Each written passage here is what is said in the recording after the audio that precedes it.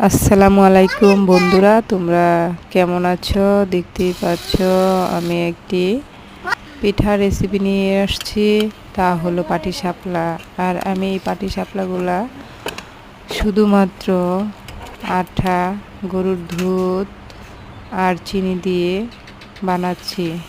তোমরা ইচ্ছা করলে চাউলের গুঁড়া এবং গুঁড়া দুধ এগুলো দিয়েও বানাতে পারো, তা অনেক সুস্বাদু হয়। বাচ্চারা, বড়, ছোট বড় সবাই ভালোবাসে এই পিঠাটাকে। যে কোনো সময় এই পিঠাটা বানায়া খাওয়া যায়। তো তোমাদের দেখে কেমন লাগলো আমার পিঠাটা বানানো দেখে? সবাই লাইক কমেন্ট করে অবশ্যই জানাইবা। আর আজকে এ পর্যন্তই, সবার কাছ থেকে বিদায় নিলাম। আল্লাহ হাফিজ।